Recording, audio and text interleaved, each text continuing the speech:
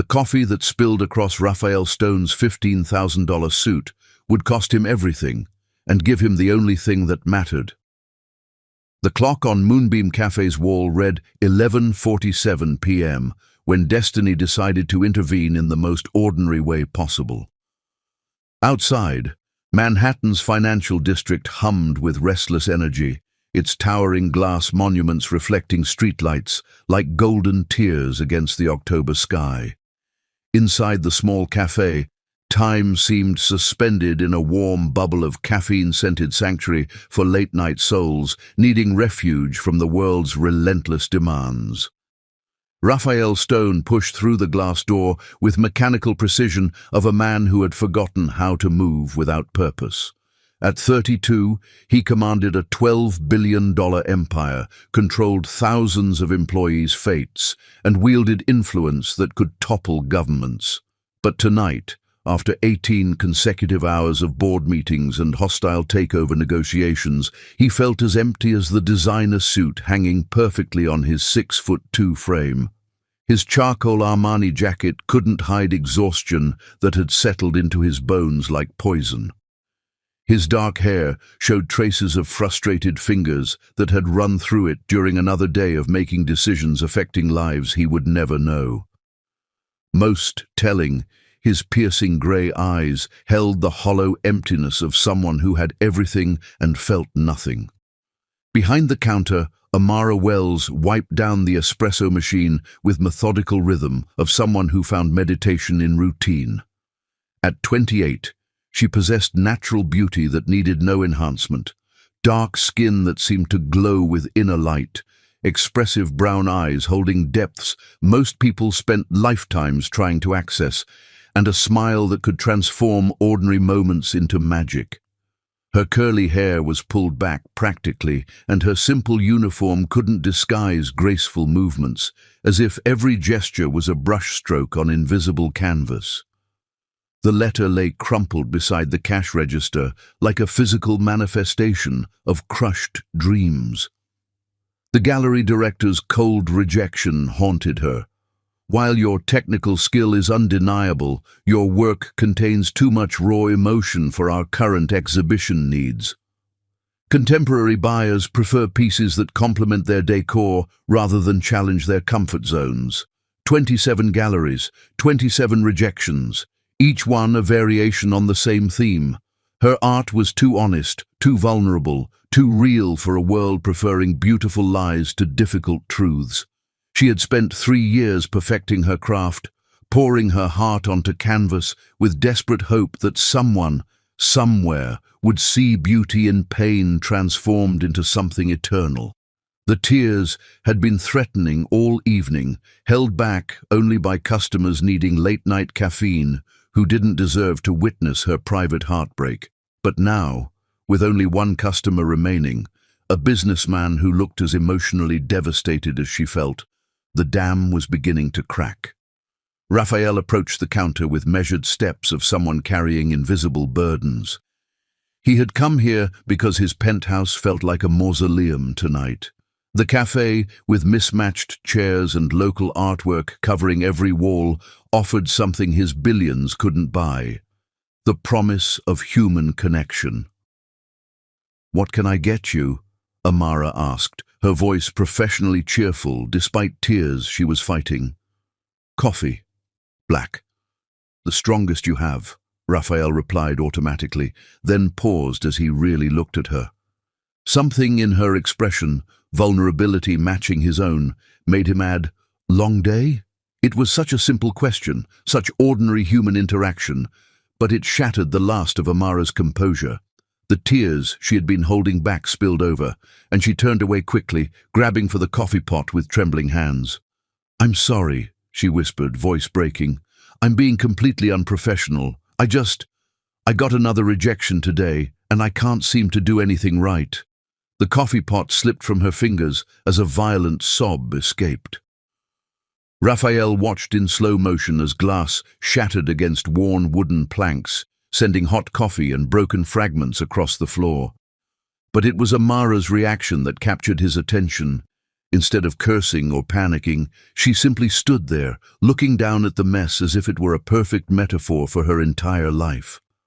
"I'm so sorry," she cried, immediately dropping to her knees to clean up destruction.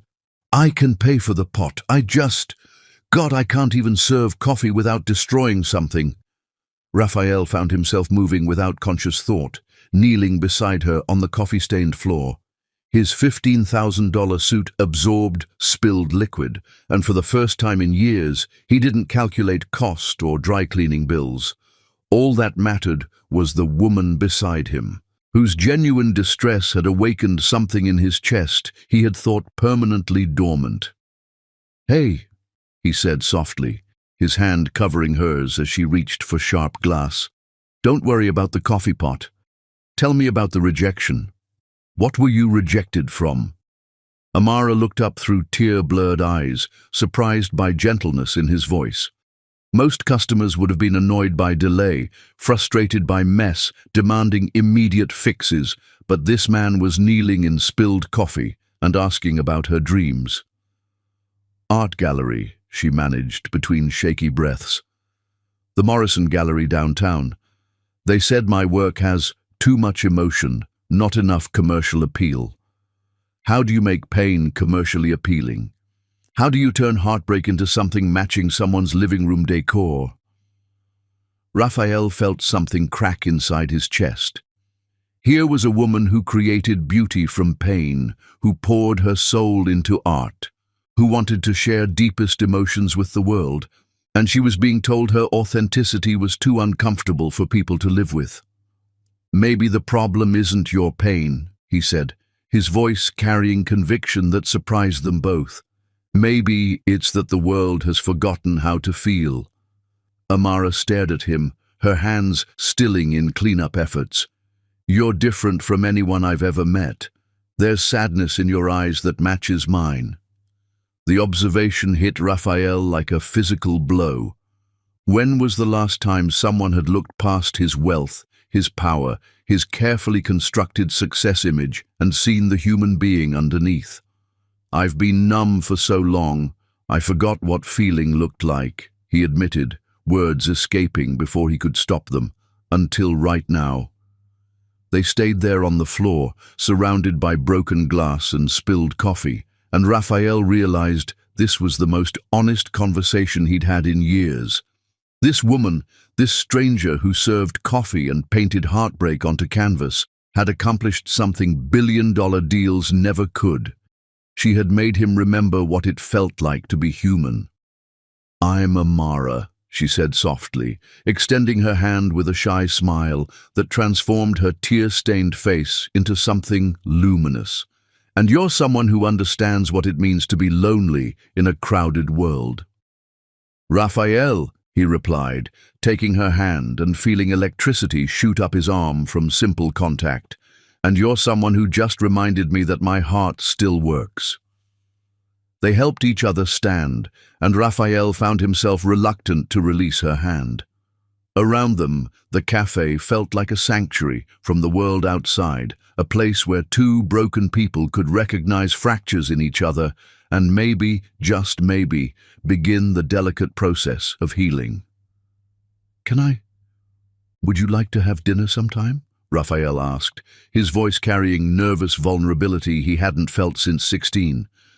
"Somewhere that serves food on actual plates, where the biggest risk is a bad review instead of broken glass."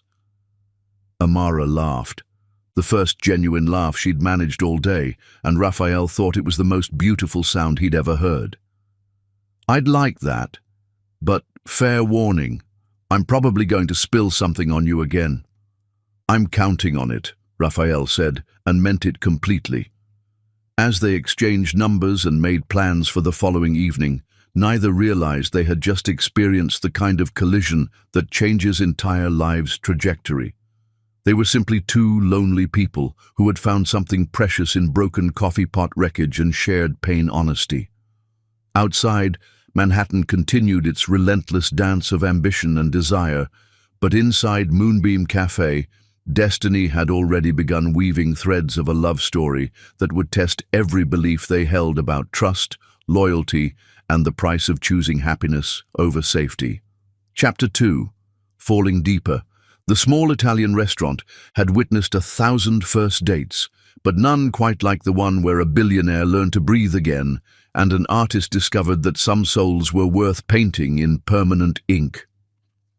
Bella Luna existed in a pocket of old Manhattan that developers had forgotten, tucked between a vintage bookstore and a flower shop run by an elderly Italian woman who spoke to her roses in 3 languages. The restaurant's weathered brick exterior and hand-painted sign whispered of authenticity in a city increasingly dominated by corporate chains designed for Instagram rather than intimacy. Raphael Stone had jogged past this corner hundreds of times, but tonight, as he waited for Amara at a table barely large enough for 2, he felt more exposed than during his first hostile takeover. His hands, the same hands that had signed billion-dollar contracts without trembling, now fidgeted with simple silverware as if he'd never eaten with civilized implements. The irony wasn't lost on him that he was more nervous about dinner with a woman who served coffee than he'd been about any business negotiation in his adult life. The brass bell chimed, and Raphael's breath caught as Amara entered like poetry in motion. She wore a deep burgundy dress that seemed designed by someone who understood true elegance lay in simplicity perfected. Her hair fell in natural waves catching the amber lighting, and she carried a vintage leather satchel, undoubtedly containing sketchbooks, the tools of someone who never stopped translating the world into art. "I'm sorry I'm late," she said, sliding across from him with movements that seemed choreographed by grace itself. "I lost myself in a painting and forgot about time. It happens when my emotions are too big for my body to contain." "You're nervous?" Raphael asked, surprise and relief warring in his voice. "I've been sitting here wondering if I should have chosen somewhere more impressive." Amara looked around Bella Luna with the focused attention of someone who collected beautiful moments. She took in the mismatched chairs, wine bottles converted to candle holders, and faded photographs of Tuscany covering every surface. "This is perfect," she said with sincerity that made everything sound like a promise. "It feels alive, like the kind of place where people come to fall in love instead of just being seen falling in love." "I don't know many places like that," Raphael admitted. "Most of my dinners are elaborate performances where everyone calculates what they can gain. I can't remember the last time I ate somewhere just because I wanted to savor the experience." "Then tonight we savor everything," Amara said, reaching across to cover his hand with hers. The contact sent electricity racing up his arm, but more than physical attraction, he felt genuine human connection, something he'd been starving for without realizing it.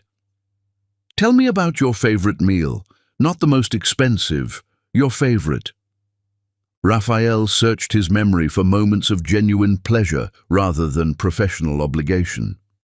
"Grilled cheese sandwiches and tomato soup," he said quietly.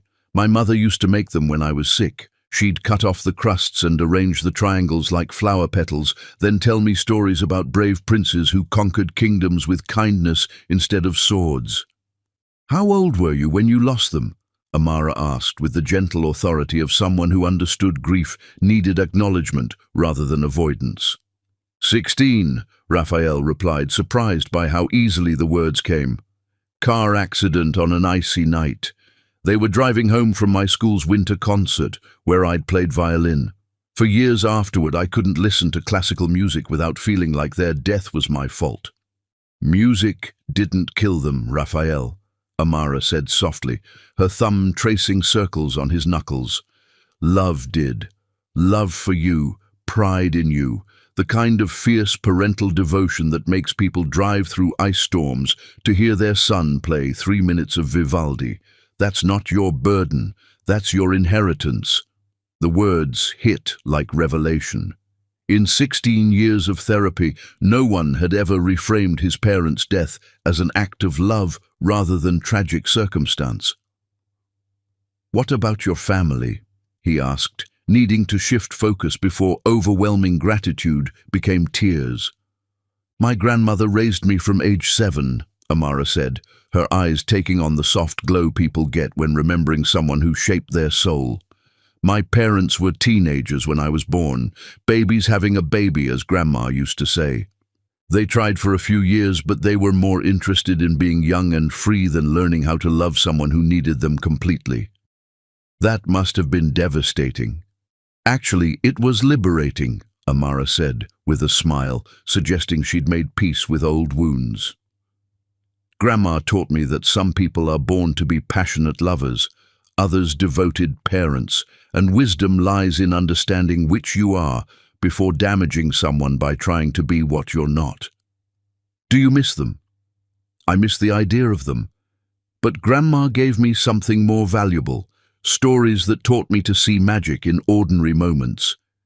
She used to say every star in the sky was just a soul who had loved so deeply that when their physical body couldn't contain that love anymore, it became eternal light. I've been living in darkness so long I forgot stars existed, Raphael said quietly. What happened to you? Amara asked, leaning forward with the intensity of someone who collected broken hearts and specialized in their repair. What took someone with such capacity for gentleness and convinced him that success was more important than joy? The question cut directly to every defense mechanism he'd spent years constructing. Fear happened. Grief happened. After my parents died, I built walls so high nothing could hurt me again. But those walls became a prison, keeping out everything good along with everything dangerous. Including love? Especially love. Because love requires vulnerability, and vulnerability had gotten the two most important people in my life killed. The waiter appeared, a young man whose genuine smile suggested he enjoyed his job.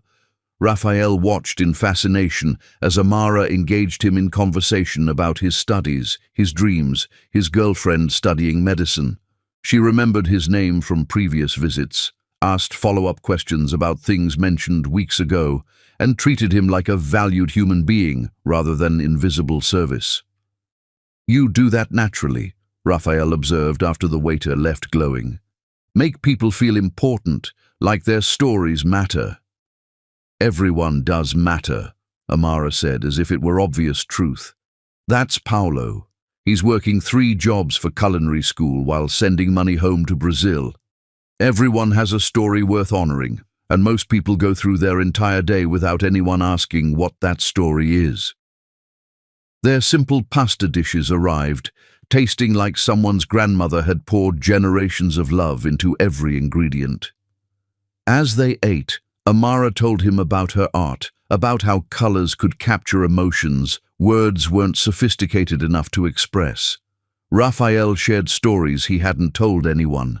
Childhood dreams of composing music, the crushing loneliness that drove 18-hour workdays to avoid empty rooms echoing with loss. When did you stop composing? Amara asked. The day my parents died. Music felt too dangerous, too emotional, too connected to everything I was trying not to feel. That's the saddest thing I've ever heard, Amara said, genuine grief in her eyes for the artist he'd buried under protective ambition. After dinner, they walked through neighborhood streets beginning to show autumn's first hints.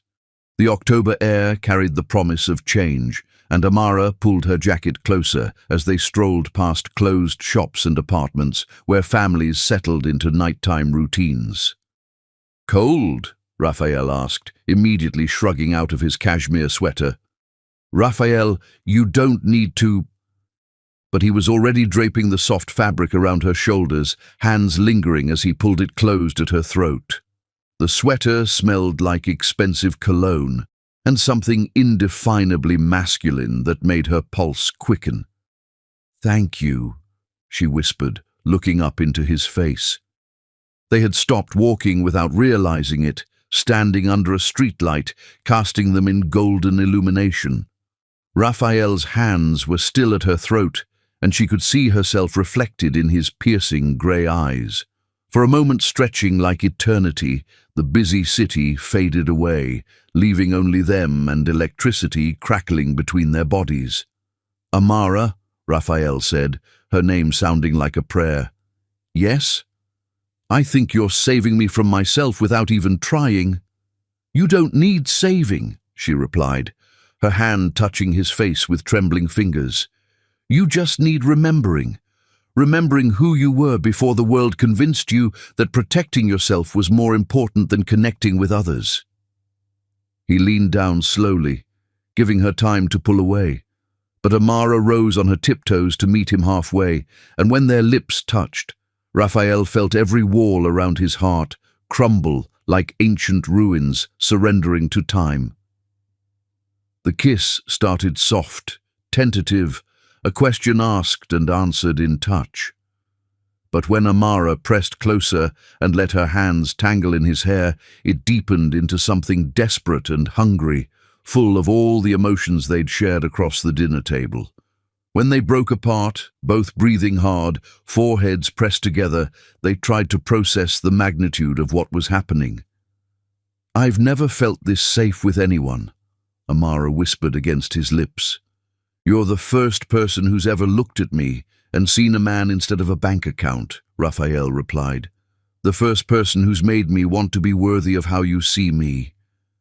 As they held each other under the streetlight, both realized they were falling into something deeper and more dangerous than anything they'd experienced. This wasn't attraction-seeking outlet or loneliness-seeking company. This was the kind of connection that changed people at the cellular level, making them willing to risk everything built separately for the chance to build something beautiful together. Neither was ready to name it yet, but love had already begun its quiet revolution in their hearts. Chapter 3. Love's Awakening. The tears that fell in the Metropolitan Museum's Van Gogh exhibit weren't from tourists admiring Starry Night.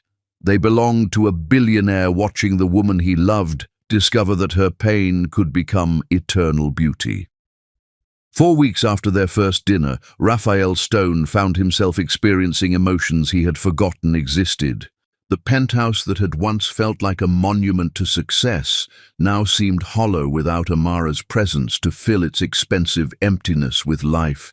She had stayed over twice, carefully, tentatively, both dancing around their connection's intensity, and each morning when she left for the cafe, Raphael felt like she was taking all the warmth with her.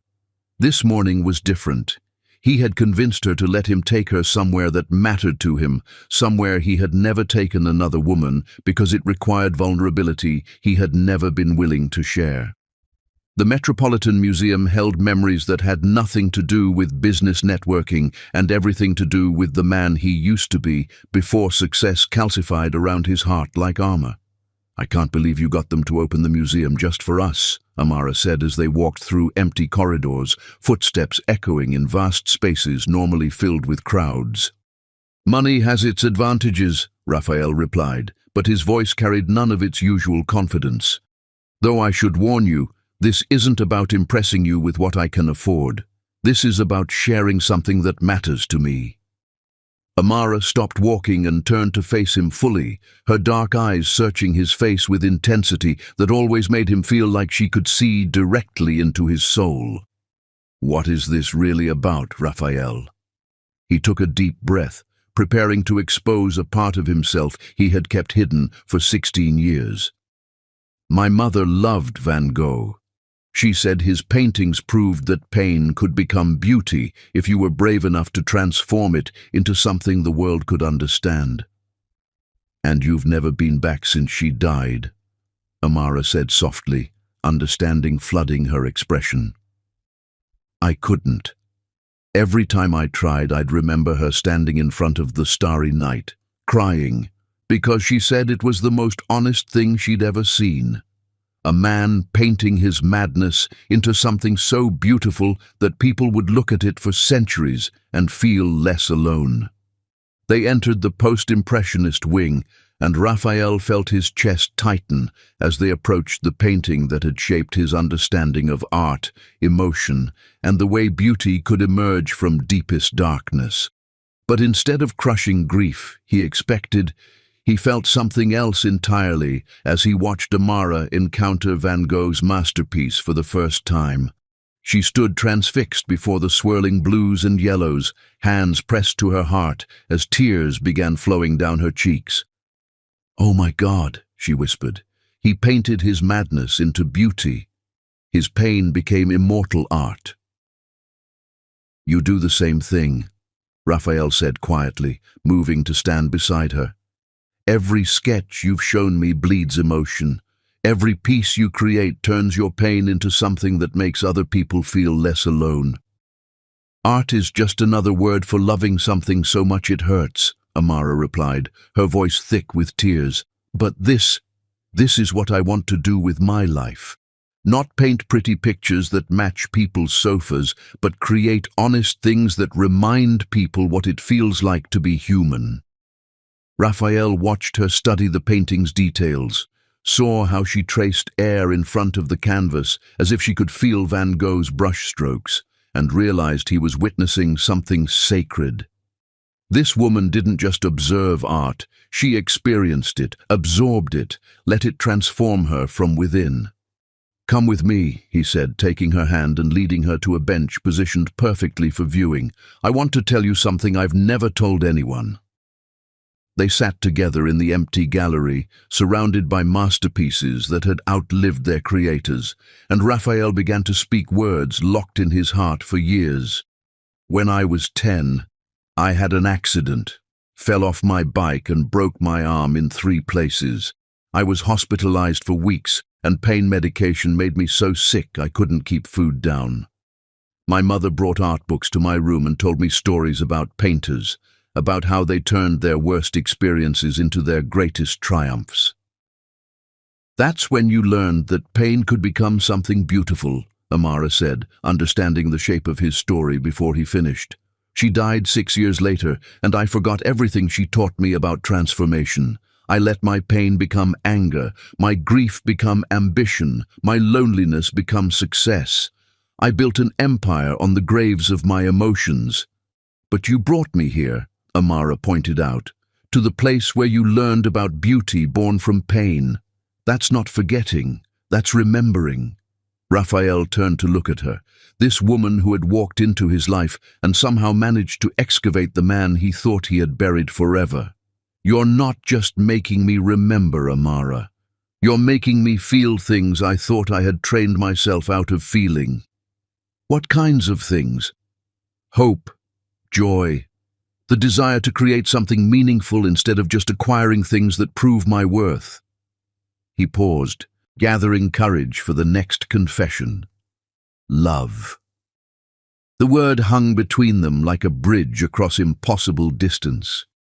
They had been dancing around it for weeks, feeling its presence in every touch, every shared story, every moment when their eyes met, and the rest of the world faded away. But saying it aloud made it real, dangerous, transformative. "Raphael," Amara whispered, her voice carrying wonder and fear in equal measure. "I know it's too soon. I know we've only known each other 4 weeks, but I need you to understand that what I feel for you isn't just attraction or loneliness or the novelty of someone who doesn't want my money. This is—" He struggled to find words adequate to the earthquake happening in his chest.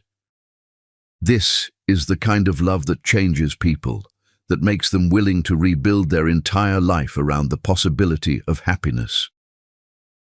Amara stood from the bench and moved to stand directly in front of him, her hands framing his face as she looked into his eyes with an intensity that made him feel simultaneously exposed and completely safe. "I love you too," she said simply. "Not because you're perfect, but because with you, I finally am.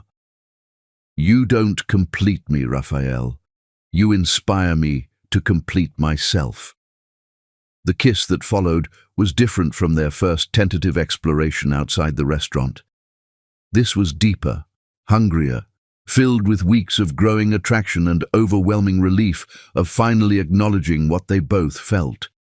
When they broke apart, both were breathing hard, foreheads pressed together as they tried to process the magnitude of what they had just declared.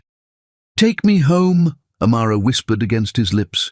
"Take me to your home, and show me what it looks like when you're not pretending to be someone else." The ride back to Raphael's penthouse passed in electric silence, hands intertwined as they watched Manhattan blur past car windows. But instead of the sterile showcase Amara expected, Raphael led her to a part of his apartment she had never seen. A small room filled with easels, canvases, and art supplies that looked like they hadn't been touched in years. "You paint," she said, her voice filled with wonder as she examined the abandoned art studio. "I used to, before I decided that creating things was less important than owning them." Raphael picked up a brush, its bristles stiff with disuse. "I haven't touched any of this since college. Why did you stop?" "Because art requires vulnerability, and vulnerability is weakness in business. Because creating something means risking failure, and I couldn't afford to fail." He set the brush down carefully. "Because making art means admitting you have feelings, and feelings were a luxury I couldn't afford." Amara moved around the room, examining half-finished canvases that spoke of talent abandoned and dreams deferred. "These are beautiful, Raphael. This one especially." She stopped in front of a painting showing a night sky filled with stars, clearly influenced by Van Gogh, but carrying its own unique emotional weight. "I painted that the night before my parents' funeral," he said quietly. "I was trying to capture what my mother meant when she said pain could become beauty, but I never finished it." "Maybe it's time," Amara suggested gently. Instead of responding with words, Raphael moved to stand behind her, his arms wrapping around her waist as he buried his face in her neck. She smelled like paint and coffee and something indefinably feminine that made his chest tight with longing. "I've never been afraid of anything in business," he confessed against her skin. "But I'm terrified of how much I need you." "Need isn't weakness," Amara replied, turning in his arms to face him. "It's what makes us human. It's what connects us to each other instead of living in isolation." "You're not just making love to me," Raphael said as he led her toward his bedroom. "You're making me remember what it feels like to be alive." Their lovemaking was slow, emotional, transformative. Every touch carried the weight of their shared confessions. Every kiss tasted of tears and truth, and overwhelming relief of finally being completely honest with another human being. When Amara traced the scar on Raphael's arm from his childhood accident, he didn't feel ashamed of the mark. He felt grateful for the story it allowed him to share. When he kissed the paint stains on her fingers with reverence, she didn't feel embarrassed by evidence of her passion. She felt celebrated for the things that made her who she was. "These scars are proof you survived," Amara whispered as they lay tangled together afterward, her fingertips mapping the geography of his body. "My heart has scars too. Maybe broken people are meant to heal each other." "I love you," Raphael said again, the words coming easier now that he had said them once. "Not because you're perfect, but because with you, I finally am." "I love you too," Amara replied, her head pillowed on his chest, where she could hear the steady rhythm of his heart. "You don't complete me, Raphael. You inspire me to complete myself." As they fell asleep in each other's arms, surrounded by luxury money could buy, but filled with contentment only love could provide, both understood they had crossed a line from which there was no return. They had become essential to each other's happiness, necessary for each other's growth, willing to risk everything they had built separately for the chance to build something beautiful together. What neither knew was that their love was about to be tested in ways they couldn't imagine, by forces they didn't see coming, and by a past that Raphael thought he had left behind forever. Chapter 4. Hearts United. The Ring. Raphael's stone, designed for Amara Wells, contained a stone that matched her eyes exactly, but the tears that filled those eyes when he proposed would shine brighter than any diamond ever could. 2.5 months into their love affair, though calling it an affair seemed inadequate for something that had reconstructed both their souls, Raphael found himself planning a future that had nothing to do with quarterly earnings or market expansion. Instead, he spent his days thinking about Amara's laugh when she discovered new art techniques, the soft sounds she made sleeping curled against his chest, and the growing certainty that he wanted to spend his life learning the infinite ways she could surprise him. The ring had taken 8 weeks to create, not because the jeweler lacked skill, but because Raphael insisted on perfection, bordering on obsession. The central stone, a rare cognac diamond capturing the exact shade of Amara's eyes when sunlight hit them, had been sourced from a South African mine whose ethical practices met Raphael's increasingly complex moral requirements. Since falling in love with Amara, he questioned every aspect of his business empire, wondering how many profitable ventures caused suffering that would break her artist's heart. The setting was understated elegance. White gold worked into delicate swirls, resembling brushstrokes, with smaller diamonds arranged to catch light from every angle. But the most important detail was invisible. Inside the band, engraved in microscopic script, were words that had become Raphael's daily prayer: "You inspire me to complete myself." Tonight, on the rooftop garden where they had first said, "I love you," under stars arranged specifically for lovers, Raphael would ask Amara to marry him. The space had been transformed into fairy tale perfection. Thousands of tiny lights strung between trees, candles flickering in hurricane glass, and Amara's favorite white peonies arranged in clusters that looked natural despite requiring a team of florists. But Raphael's hands shook as he adjusted his tie, not because of elaborate setup or the ring weighing heavy in his pocket, but because he was about to ask the most important question of his life to the woman who had taught him that vulnerability was courage's highest form. "You're nervous," Amara observed as they rode the elevator to the roof, her artist's eye cataloguing tension in his shoulders, the way his jaw clenched with metronomic precision. "Should I not be nervous?" Raphael asked, attempting lightness while his heart hammered against his ribs. "I'm about to have dinner with the most beautiful woman in New York."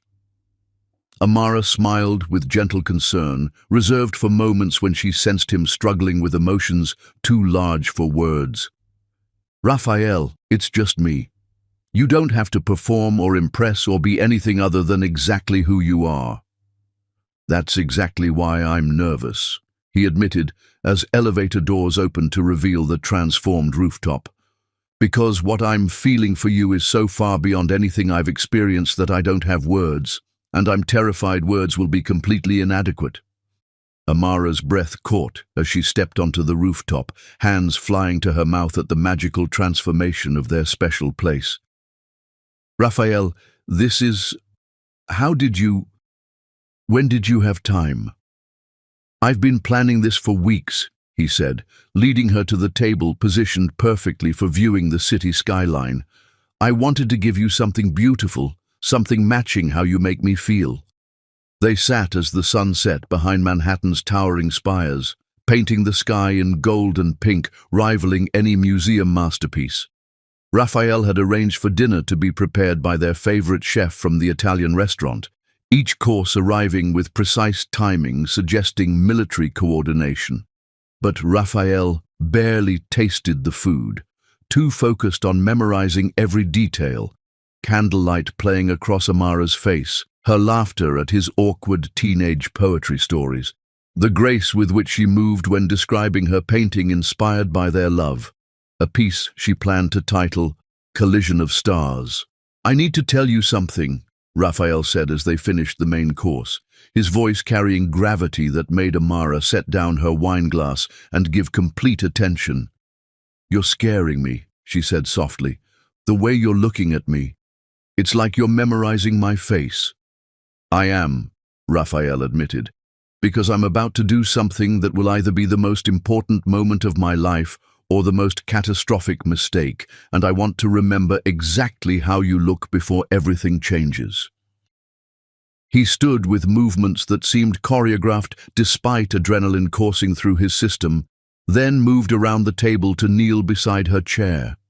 Her sharp intake told him she understood what was happening, But he needed to say the words, to give voice to emotions building in his chest for months. "Amara Wells," he began, his voice stronger now that he'd committed to the moment.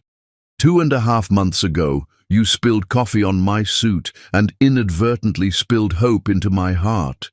Before you, I thought success meant conquering the world.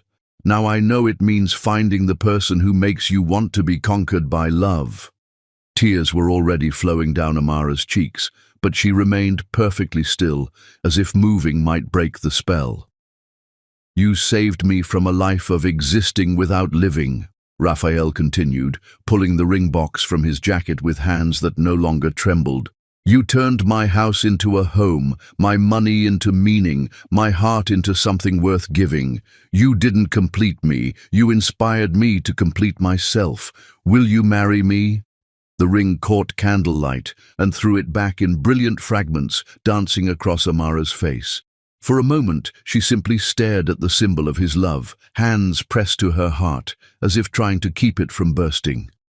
"Raphael," she whispered, voice thick with tears, "it's the most beautiful thing I've ever seen." "Does that mean yes?" he asked, hope and terror warring in his expression. "Yes." Amara laughed through her tears, extending her left hand with slightly shaking fingers. 1,000 times yes. You don't just want to marry me, Raphael. You want to choose me every day for the rest of our lives. Raphael slipped the ring onto her finger with reverence, usually reserved for religious ceremonies, both watching as the cognac diamond caught light and seemed to glow with inner fire. "This ring has a stone that matches your eyes," Raphael said, lifting her hand to press a gentle kiss to her knuckles, "because I want you to see forever in it." "I don't need diamonds to know I'm treasured," Amara replied, pulling him up so she could frame his face with her hands. "Your love is the only precious thing I need." They kissed then, surrounded by candlelight and distant city sounds, and Raphael felt something fundamental shift inside his chest. This wasn't just romantic love or passionate attraction. This was partnership, commitment, the decision to build a life together greater than the sum of their individual parts. "When?" Amara asked when they finally broke apart, both breathless from the moment's intensity. "When what? When do you want to get married? Because now that I've said yes, I don't want to wait long to become your wife." Raphael laughed, the sound carrying pure joy, having nothing to do with business success or financial achievements. "Tomorrow. Next week, I'll marry you whenever you're ready." "Let's plan something beautiful," Amara said, settling back but keeping hold of his hand.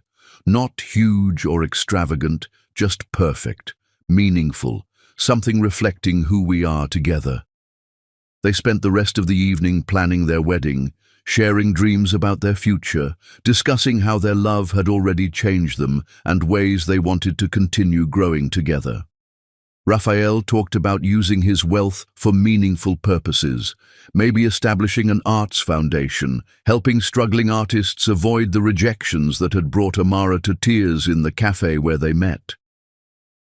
Amara spoke about creating art, celebrating love in all its forms, pieces reminding people that beauty could emerge from unexpected collisions.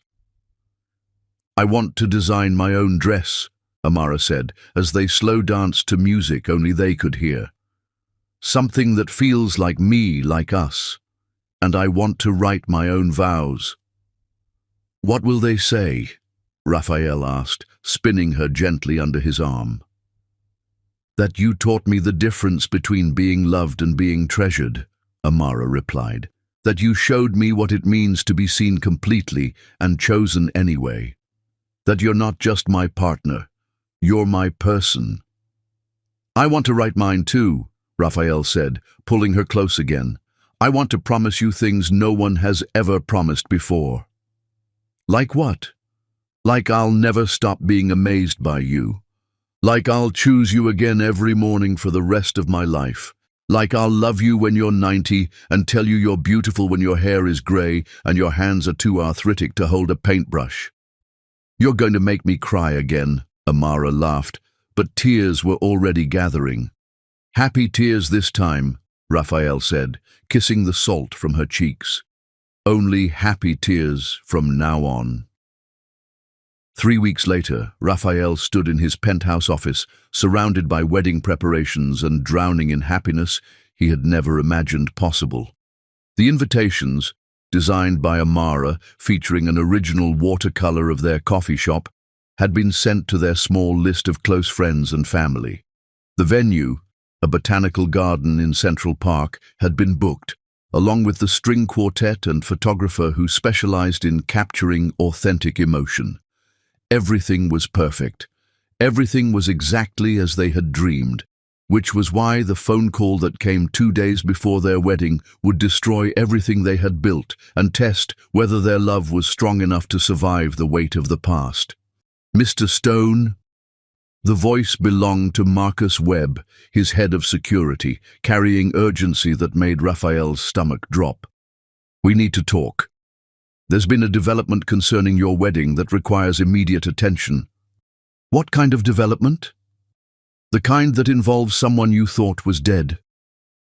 The words hit Raphael like a physical blow, because there was only one person from his past whose return could threaten his future with Amara. Isabella, he whispered, her name tasting like poison. She's alive, sir, and she wants to see you. Chapter 5. The Devastating Request. The phone call that shattered Raphael Stone's perfect world came at 11:47 p.m. on a Tuesday, exactly 2 days before he was supposed to marry the woman who had taught him that love could heal even the most broken hearts. Raphael stood at the floor-to-ceiling windows of his penthouse, watching city lights blur through October rain that had been falling since sunset. Behind him, Amara slept peacefully in their bed, her dark hair spread across the pillow like spilled ink, one hand extended toward the space where he should have been lying beside her. The engagement ring caught dim light from the hallway, its cognac diamond winking like a small star on her finger, and Raphael felt his chest tighten with overwhelming gratitude that had become his constant companion since she said yes. 2 days. In 2 days, he would marry the woman who had transformed his understanding of what it meant to be alive. 2 days until he could call Amara his wife, until they could begin the future they had planned together during late-night conversations that lasted until sunrise. 2 days until he would be complete in a way he had never imagined possible. The phone's shrill ring shattered the peaceful silence like breaking glass. Raphael glanced at the caller ID and felt his blood turn to ice. The number was unfamiliar, but the area code belonged to a part of his past he had buried so deeply that seeing it now felt like watching his own ghost materialize in the darkness. "Hello?" he answered, his voice carefully neutral despite the warning bells screaming in his head. "Raphael." The voice that spoke his name was like a knife wrapped in silk, familiar and dangerous and carrying the weight of memories he had spent 2 years trying to forget. "It's Isabella." The phone nearly slipped from his suddenly nerveless fingers. Isabella Cross, the woman who had been his entire world before Amara showed him what love actually meant. The woman who had died in a car accident 2 years ago, whose funeral he had attended, whose grave he had visited on the anniversary of her death just last month. "That's impossible," Raphael whispered, sinking into the leather chair by the window. "You're dead. I saw the wreckage. I identified the body. I buried you." "You buried someone who looked like me," Isabella replied, her voice carrying the sophisticated British accent that had once made his pulse quicken with desire. "Someone who was unfortunately in the wrong place at the wrong time when I needed to disappear from some very dangerous people." "Why?" The word came out as a broken sob. "Why fake your death? Why let me believe I had lost you?" "Because I was young and scared and stupid," Isabella said, and Raphael could hear tears in her voice that sounded genuine. Because the people I owed money to were going to kill us both if I didn't find a way to vanish completely. Because I thought you deserved better than a woman who had made such catastrophic mistakes. Raphael closed his eyes, memories flooding back despite his desperate attempts to keep them buried. Isabella had been his first real love. The woman who had taught him that vulnerability could be addictive, that giving someone complete power over your happiness was both terrifying and intoxicating. They had been engaged for 8 months when she died, 8 months of planning a future that had been destroyed in a single phone call from the police. "I mourned you," he said, his voice breaking. "I grieved for 2 years. I thought love was something that only brought pain, that I was cursed to lose everyone I cared about." "I know," Isabella whispered, "and I'm so sorry. If I could take back the pain I caused you, I would. But Raphael, I need you to understand, I never stopped loving you, not for a single day in the past 2 years." "Isabella," Raphael started, but she interrupted him with words that felt like grenades exploding in his chest. "I know you're getting married. I know about Amara Wells. I know you think you've moved on and found happiness with someone else." "I have found happiness," Raphael said firmly, though his voice lacked the conviction he wished he felt. "Amara isn't a replacement for you. She's the woman I was meant to find. What we have is real, Isabella. It's built on truth and honesty, and I'm getting married too," Isabella interrupted, her words hitting him like a physical blow. "In 4 days. To a man I don't love, in a ceremony that feels like a funeral for everything I actually wanted." The silence that followed was deafening. Raphael could hear his own heartbeat, could hear the rain against the windows, could hear Amara shifting in her sleep in the next room, but he couldn't hear anything that made sense of what Isabella was telling him. "Why are you calling me?" he asked finally. "Because I made the biggest mistake of my life when I left you," Isabella said, her voice thick with tears. "Because every day for the past 2 years I've regretted choosing safety over love. Because I'm about to make another mistake by marrying someone else, and I can't do it without telling you the truth." "What truth?" "That I never stopped loving you. That every breath I've taken since I left has been borrowed time. That if I'm going to marry someone else and spend the rest of my life pretending to be happy, I need closure. Real closure." Raphael felt the room spinning around him, felt the careful edifice of his new life beginning to crack under the weight of his past. "What are you asking me, Isabella?"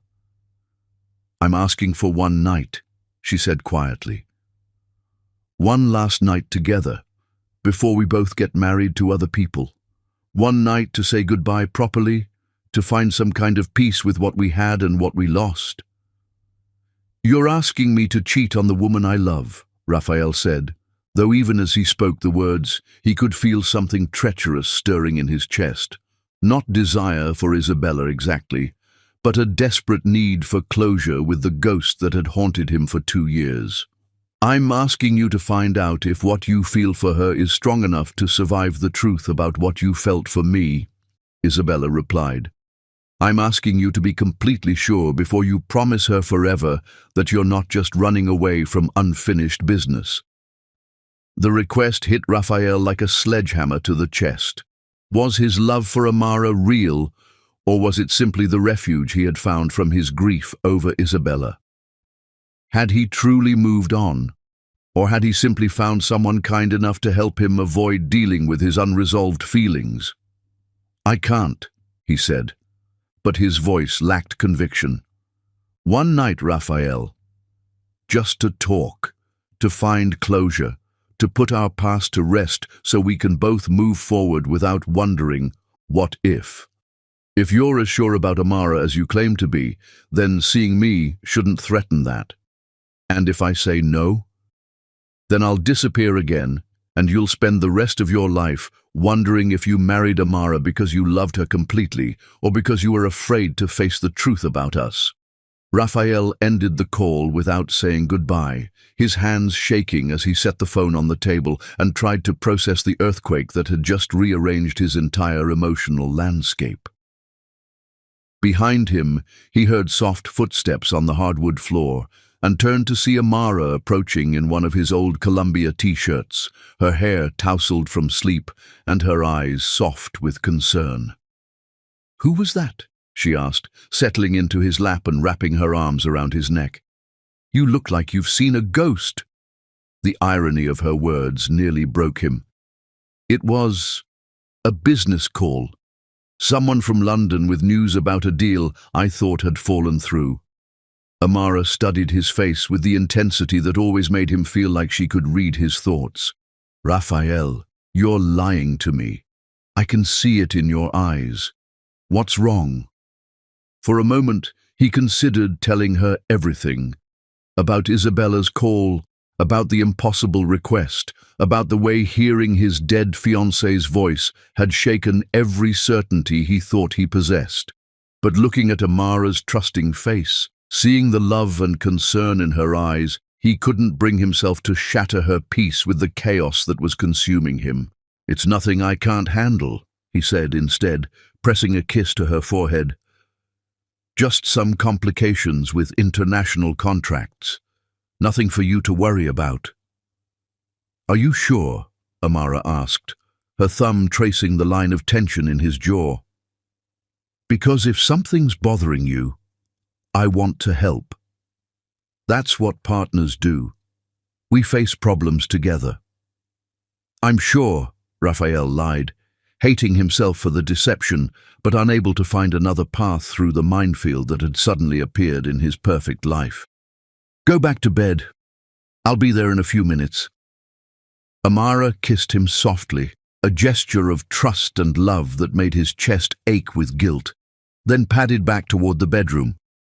Raphael waited until he heard her settle back into bed, before pulling out his phone and staring at Isabella's number.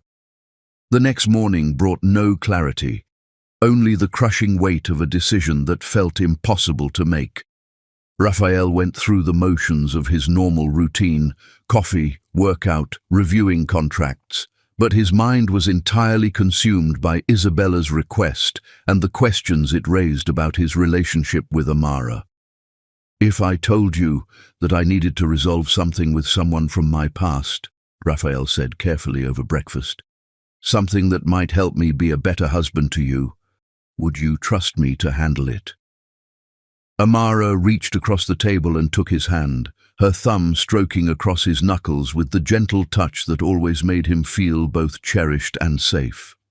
"I would trust you with my life, Raphael, but I'd also want to understand what I was trusting you to do." "I can't give you details yet," Raphael said, hating every word but unable to find a better path forward.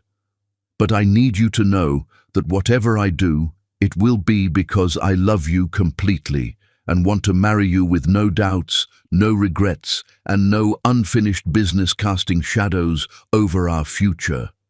"You're scaring me," Amara said softly. "The way you're talking sounds like you're saying goodbye." "I'm not saying goodbye," Raphael assured her, bringing her hand to his lips to press a gentle kiss to her palm. "I'm saying that I want to be the man you deserve, and there's something I need to do to make sure I can be that for you." "What kind of something?" Raphael looked into her trusting eyes and felt his heart shatter. "I need to see Isabella." The words hung in the air like a death sentence. Amara went completely still, her face cycling through confusion, understanding, and finally a pain so deep that Raphael immediately wished he could take the words back. "Isabella," she repeated, her voice barely above a whisper. "Your fiancée, who died 2 years ago." "She's not dead," Raphael said quietly. "She called me last night. She's alive, and she's getting married in 4 days, and she wants to see me, for closure." "Closure," Amara repeated, and Raphael could see her artist's mind processing the implications, understanding the subtext he hadn't explicitly stated. "She wants one night," Raphael continued, each word feeling like he was swallowing glass, to say goodbye properly before we both marry other people. And you want to go?" It wasn't a question, and Raphael realized that Amara had seen the truth in his expression before he had fully acknowledged it himself. "I don't know," he said honestly. "I thought I had moved on completely, that what I felt for you had healed everything her death broke in me. But hearing her voice, it brought back questions I thought I had answered." "What kind of questions?" "Whether I fell in love with you because you were the right woman for me, or because you were the woman who helped me feel human again after losing her. Whether what we have is real love or just recovery." The words were brutal in their honesty, but Raphael knew that Amara deserved the truth, even if it destroyed them both. He watched her face as she processed what he was saying, saw the moment when understanding fully dawned. "So you want to spend one last night with the woman you thought was dead to make sure that marrying me isn't just a way of avoiding dealing with your grief over her," Amara said, her voice steady despite the tears that were beginning to gather in her eyes. "I want to be sure," Raphael said desperately. "I want to marry you knowing that I'm choosing you completely, not just hiding from the past. And if seeing her makes you realize that you're not over her, if you discover that what you feel for me isn't strong enough to compete with what you felt for her, then I'll know the truth," Raphael said quietly. "And you'll deserve better than a man who could never love you the way you deserve to be loved." Amara stood from the table with movements that seemed unnaturally controlled, as if she were operating her body through sheer force of will. "If you need to do this," she said, her voice breaking, "then do it. But Raphael, if you walk out that door to spend the night with another woman 2 days before our wedding, don't expect me to be here when you come back." "Amara." "No," she interrupted, tears now flowing freely down her cheeks. "If you love me, if you really love me, then the fact that some other woman is asking you to betray that love should make the choice obvious. The fact that you're even considering it tells me everything I need to know about how you really feel." She walked toward the bedroom, then paused in the doorway without turning around. "I love you enough to let you go if that's what you need to be happy, but I love myself too much to wait around while you decide whether I'm worth choosing." The sound of the bedroom door closing behind her was the loudest sound Raphael had ever heard. He sat alone at the breakfast table, surrounded by the remnants of their perfect morning, and realized that he was about to make the most important decision of his life. In 3 hours, he would either walk away from the woman who had taught him how to love, or he would call Isabella and tell her that some ghosts were meant to stay buried. The future he chose would determine not just his own happiness, but whether love was strong enough to survive the weight of the past. Chapter 6. The Night of Truth. The luxury suite at the Plaza Hotel had witnessed countless reunions, but none quite like the one where a man discovered that resurrection could be more devastating than death ever was. The elevator to the 15th floor of the Plaza Hotel felt like a journey into purgatory, each ascending number marking Raphael Stone's descent into a choice that would either save his future or destroy it completely. In his jacket pocket, his phone buzzed with another unanswered call from Amara, the 7th since he had walked out of their penthouse 4 hours ago, leaving behind the woman who loved him and the life they had built together. He hadn't answered any of her calls. How could he? What words existed to explain that he was on his way to meet the ghost of his first love, while the woman he planned to marry sat alone in their apartment, wondering if she would ever see him again? The hallway stretched before him like a gauntlet, each step bringing him closer to suite 1547, where Isabella Cross waited with answers to questions he had spent 2 years trying to forget. Raphael's reflection in the gold-framed mirrors showed a man who looked like he was walking to his own execution, pale, hollow-eyed, wearing the expression of someone who had already lost everything that mattered. He knocked on the door with trembling hands, and when it opened, Raphael felt the last 2 years of healing collapse like a house of cards in a hurricane. Isabella Cross stood before him like a vision from a dream he had never fully awakened from. At 30, she remained breathtakingly beautiful in the way that certain women seem to exist outside the normal rules of time and gravity. Her platinum blonde hair fell in perfect waves around her shoulders, her emerald green eyes held depths that had once made him willing to drown, and her red lips curved in the same smile that had convinced him to propose after only 6 months of dating. She wore a simple black dress that managed to be both elegant and devastating, paired with the diamond earrings he had given her for their first anniversary, earrings he had assumed were buried with her body in Woodlawn Cemetery. "Hello, Raphael," she said softly, her British accent wrapping around his name like silk around a blade. "Thank you for coming." "Isabella." He stood frozen in the doorway, unable to reconcile the living woman before him with the grave he had visited, the funeral he had attended, the 2 years of grief that had nearly destroyed him. "You look exactly the same." "Time stopped for me the day I left," she replied, stepping aside to let him enter the suite. "I've been frozen in the moment I realized I was making the biggest mistake of my life." The suite was decorated with impeccable taste. Cream walls, antique furniture, fresh white roses that filled the air with their intoxicating fragrance. But Raphael barely noticed the luxury, too focused on the impossibility of Isabella's presence, the way her mere existence rewrote every truth he thought he understood about love, loss, and moving forward. "How?" he asked, the single word containing every question that had tormented him since her phone call. "How are you alive? Whose body did I identify? How could you let me believe you were dead?" Isabella moved to the suite's wet bar and poured 2 glasses of aged whiskey, Macallan 25, the same brand they used to drink during late-night conversations about their future together. Her hands, Raphael noticed, shook slightly as she handed him the glass. "The woman who died was named Catherine Mills," Isabella said quietly. "She was homeless, addicted to drugs, and unfortunately bore enough resemblance to me that when her body was found in my burned car, the police didn't look too closely at the identification." "You killed an innocent woman to fake your death?" "No!" Isabella's voice cracked with what sounded like genuine horror. "Catherine died of an overdose in an alley behind the hotel where I was hiding. I found her body, and I saw an opportunity to disappear before the people who wanted me dead found me."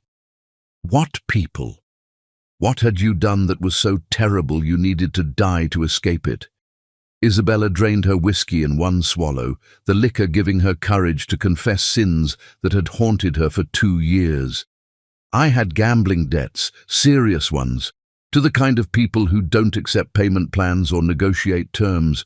They wanted $2 million, Raphael, and they wanted it immediately.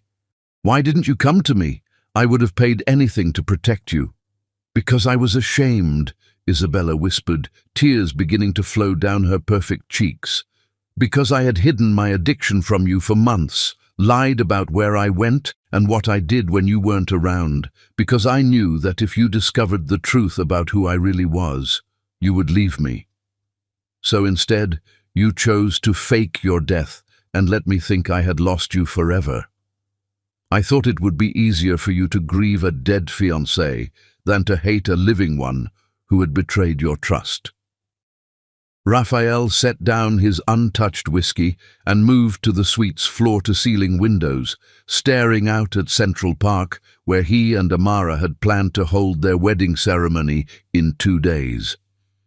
"Do you have any idea what your death did to me, Isabella? Do you understand that I spent 2 years believing that love was a curse, that everyone I cared about was destined to die?" "I know," Isabella said, approaching him with the careful movements of someone approaching a wounded animal. "And I'm so sorry. If I could take back the pain I caused you, I would. But Raphael, I need you to understand, leaving you was the hardest thing I've ever done. But you did it anyway, because I loved you too much to destroy your life with my mistakes."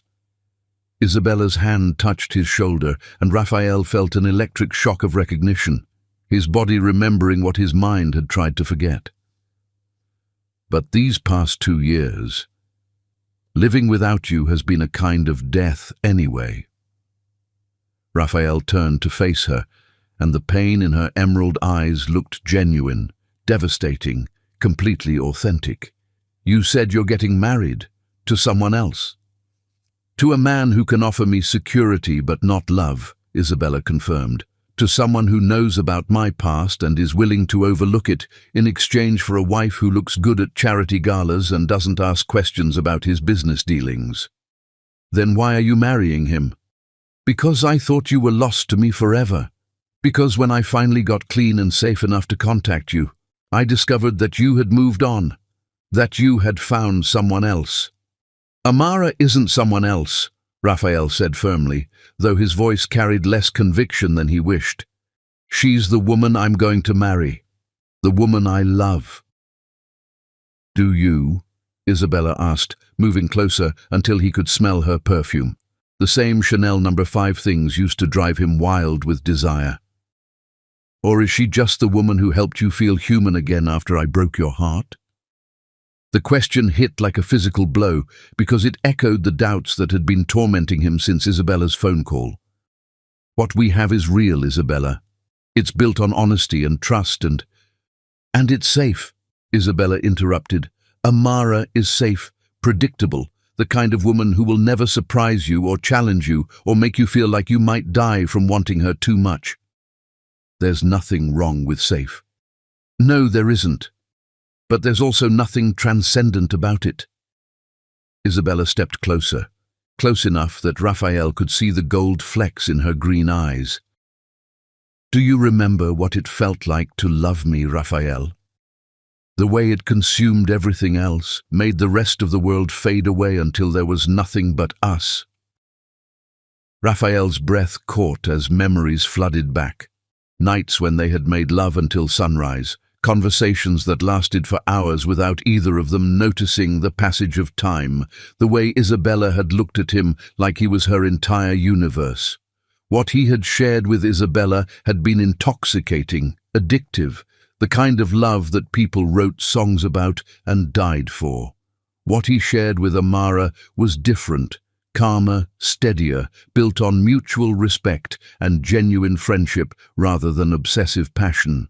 But was that enough? Was love supposed to be safe and comfortable, or was it supposed to be the kind of force that could destroy you if you weren't careful? "I remember," he admitted quietly. "But I also remember the fights, the jealousy, the way we brought out the worst in each other as often as we brought out the best."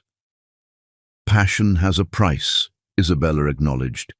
"But isn't that better than settling for something that feels more like friendship than romance?" "What Amara and I have isn't friendship," Raphael protested. "It's love, real love, the kind that makes you want to be better than you are." "Then why are you here?" Isabella asked, her hand coming up to touch his face. "If what you have with her is so perfect, so real, so complete, why did you leave her alone 2 days before your wedding to come see me?" The question hung in the air like a trap, and Raphael realized he didn't have a good answer. Why was he here? If he truly loved Amara with the completeness he claimed, wouldn't the choice between them be obvious? "Because I needed to be sure," he said finally, "because I owe her honesty about what I'm feeling, even if those feelings are confused." "And what are you feeling?" Isabella asked, stepping close enough that their bodies were almost touching. "I don't know," Raphael admitted, the confession tearing from his chest like a physical wound. "When I heard your voice, when I realized you were alive, it brought back everything I thought I had processed and moved past. And now I don't know if what I feel for Amara is real love or just the refuge I found from my grief over losing you." Isabella's eyes filled with tears that looked like diamonds in the sweet, soft lighting. I came back from the dead for you, Raphael.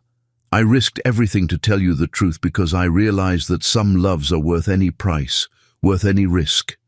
Isabella, one night, she whispered, her lips now inches from his. Give me one night to remind you what we had together. If tomorrow morning you still want to marry Amara, I'll disappear again, and you'll never see me again. But if you remember why you fell in love with me in the first place, then what? Then we'll find a way to build the life we were supposed to have before my mistakes destroyed everything.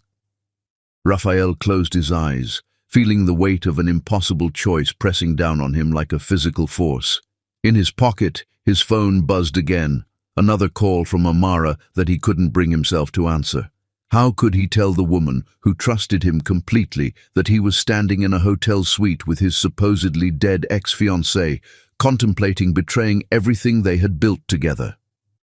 I can't, he said, but his voice lacked conviction. You can, Isabella whispered, her hand sliding up to tangle in his hair. We can. Just for tonight, we can pretend that the last 2 years never happened, that we never lost each other. When she kissed him, Raphael felt his carefully constructed new life shatter like glass. Isabella's lips were soft and familiar, her touch awakening muscle memories that his body had never forgotten. For a moment, just a moment, he kissed her back, lost in the intoxicating pull of their shared history. But then he thought of Amara, sitting alone in their apartment, probably staring at her wedding dress and wondering if the man she loved was going to come home. He thought of the trust in her eyes when she had agreed to let him resolve his past, the way she had believed in their love, even when he was doubting it himself. No, Raphael said, pulling away from Isabella with movements that felt like tearing off his own skin. I can't do this to her. I won't. Raphael, please. I loved you, Isabella. For 1.5 years I loved you with everything I had. But that man died the night you did. The man who loves Amara is who I became after I learned to live with losing you. But I'm not lost, Isabella said desperately. I'm right here. We can have everything back. No, we can't. Because even if I wanted to, and I'm not sure I do, what we had was built on lies and secrets and the kind of passion that burns everything around it. What I have with Amara is built on truth. Even if that truth is that you're not sure you love her enough. Raphael paused, the question cutting to the heart of his confusion. I am sure, he said finally, the words feeling like a revelation as he spoke them. I love her completely, not because she's safe or convenient or a refuge from grief, but because she made me want to be the kind of man who deserves to be loved. And I didn't? You made me want to possess you, Raphael said gently. Amara makes me want to treasure her. There's a difference. Isabella's face crumpled as the reality of his rejection hit her. So this is goodbye? Really goodbye this time? This is goodbye, Raphael confirmed, though saying the words felt like closing a door on an entire chapter of his life. I hope you find happiness, Isabella. Real happiness. Not just the kind of passion that feels like dying. And I hope she deserves you, Isabella replied, tears streaming down her face. I hope she understands what a gift it is to be loved by someone who would walk away from his past to protect her future. Raphael moved toward the door, then paused with his hand on the handle. For what it's worth, I forgive you, for all of it. You did what you thought was best at the time. Thank you, Isabella whispered. That means more than you know. As Raphael walked away from Suite 1547, leaving behind the ghost of his first love and the what-ifs that had haunted him for 2 years, he felt something fundamental shift in his chest. The questions that had driven him to this hotel room were finally answered, not because he had discovered some truth about his feelings for Amara, but because he had remembered what love was supposed to feel like. Love wasn't obsession or possession or the kind of passion that consumed everything in its path. Love was choosing someone's happiness over your own doubt, their peace over your confusion, their future over your past. Love was Amara, waiting for him at home, trusting him to make the right choice, even when he wasn't sure what that choice should be. As Raphael's taxi sped through the Manhattan streets toward home, toward Amara, toward the life he had almost sacrificed, he realized that some questions could only be answered by living the answers. And the answer to whether he loved Amara enough to marry her was simple. He loved her enough to walk away from anything that threatened their happiness, including his own uncertainty. The only question now was whether she would forgive him for needing to learn that lesson the hard way. Chapter 7. Shattered Trust. The empty penthouse that greeted Raphael Stone at 2:47 a.m. spoke louder than any words could. Some betrayals echo so loudly that even silence becomes deafening. The elevator to the penthouse moved in slow motion, each floor a countdown to either redemption or devastation. Raphael's heart hammered as he fumbled with his keys, hands shaking not from October cold, but from terror of what he might find.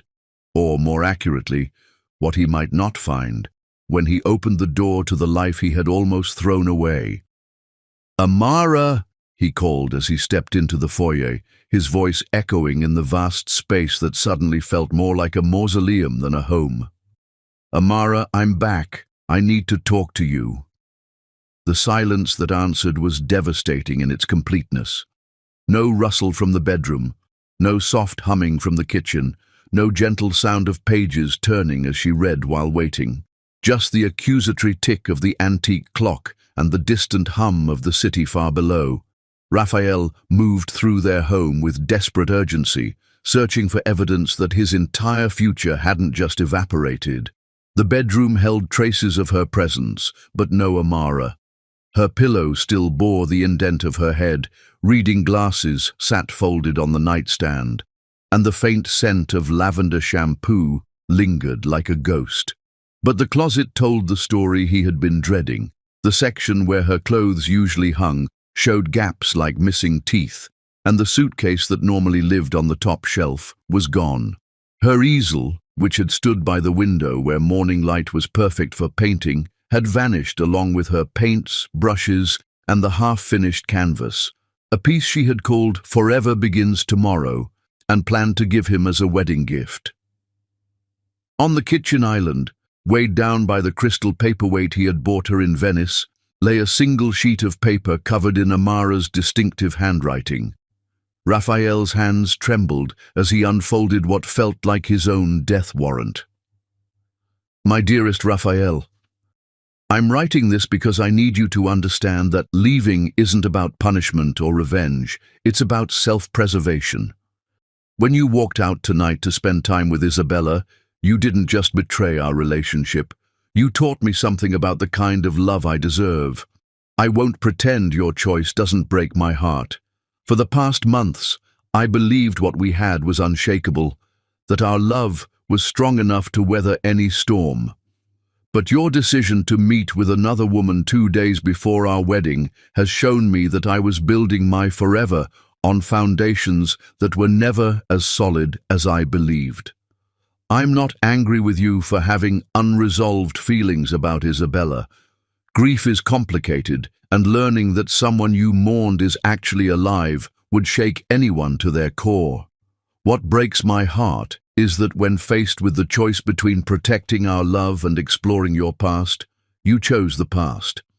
You said you needed to be sure about your feelings for me. The fact that you weren't already sure, after months of planning a life together, after proposing marriage, after promising me forever, tells me everything I need to know about where I really stand in your heart. I love you enough to want you to be happy, even if that happiness doesn't include me. But I love myself too much to wait around while you decide whether I'm worth choosing. I deserve someone who chooses me first, completely, without reservation or the need for comparison shopping among the women in his past. Please don't try to find me. I need time to heal from this, and seeing you will only make that process harder. If what we had was real, If your feelings for me are as strong as you claimed, then you'll understand that the kindest thing you can do is give me space to rebuild my heart. I'm sorry our story has to end this way. I'm sorry that love wasn't enough to make you sure about us. Most of all, I'm sorry that I won't be there tomorrow morning to see you in your wedding tuxedo, because even heartbroken, I think you would have been the most beautiful groom who ever lived. Be well, Raphael. Be happy. Be certain about whoever you choose to love next. Forever yours, even if not in the way we planned. Amara. I left your ring on the dresser. It deserves to belong to someone you never have to question your feelings about. Raphael read the letter 3 times before the words fully penetrated his consciousness, each reading making the reality of his loss more devastating. Amara was gone. The woman who had taught him how to love, how to be vulnerable, how to choose hope over fear. She was gone because he had been too confused about his own heart to recognize what he was risking. He found the engagement ring exactly where she said it would be, sitting on his dresser like an accusation. The cognac diamond that had taken weeks to source, the setting designed specifically for her hand, the symbol of a future they would never share. It all seemed meaningless now, expensive metal and stone that had lost its purpose along with its intended owner. Raphael sank onto the bed they had shared, head in his hands, trying to process the magnitude of what he had done. In seeking certainty about his feelings, he had destroyed the very relationship those feelings were supposed to protect. In trying to be honest about his doubts, he had proved to the woman he loved that his love wasn't strong enough to overcome those doubts. The worst part was that he finally understood with crystal clarity exactly how he felt about Amara. Sitting in their empty bedroom, surrounded by the absence of her presence, he knew without question that she was the love of his life. Not because she was safe or convenient or a refuge from grief over Isabella, but because she was the person who made him want to be better than he was. Isabella had been right about one thing. What he and Amara shared was different from the consuming passion he had experienced with his ex-fiancée, but she had been wrong about it being lesser. What he felt for Amara was deeper, truer, more sustainable than anything he had experienced before. It was the kind of love that built lives rather than burning them down, that created rather than consumed, and he had thrown it away for the sake of a ghost. His phone buzzed with a text message, and for a moment his heart leaped with hope that it was Amara, that she had changed her mind, that there was still a chance to salvage what they had built together. Instead, the message was from his wedding planner, confirming final details for a ceremony that would never happen. The next morning brought a parade of vendors and service providers who needed to be told that the wedding was off, guests who needed to be contacted with devastating news, deposits that would be forfeited, and explanations that Raphael found impossible to give. How could he tell people that he had destroyed his engagement because he needed to make sure he really loved his fiancée? His assistant, Maria, handled most of the logistics with professional discretion that had made her invaluable over the years. But even she couldn't hide her disappointment when she delivered news that the botanical garden venue had been successfully cancelled. "Sir," she said carefully, "if you don't mind me asking, is there any chance this is temporary? Miss Wells seemed so happy when I spoke with her last week about final details." "It's not temporary," Raphael said quietly. "I made a mistake that can't be undone. Mistakes can usually be fixed, sir, especially when both people want to fix them." "She doesn't want to fix this one," Raphael replied, the words tasting like ashes. "And I don't blame her." 3 days passed. 3 days that should have included a rehearsal dinner, a wedding ceremony, and the beginning of their honeymoon in Tuscany. Instead, Raphael found himself alone in the penthouse, surrounded by wedding gifts that would need to be returned and flower arrangements already wilting in their vases. He tried calling Amara 17 times over those 3 days, Each call went straight to voicemail, and each voicemail he left was more desperate than the last. He begged her to let him explain, promised that his meeting with Isabella had only proved how much he loved her, swore that he would spend the rest of his life making up for his moment of doubt. But there was no response. Amara had disappeared as completely as if she had never existed, taking with her every trace of the warmth and life she had brought to his world. On what should have been their wedding night, Raphael sat in his art studio, the room where Amara had convinced him to start painting again, and stared at the canvas he had been working on before everything fell apart.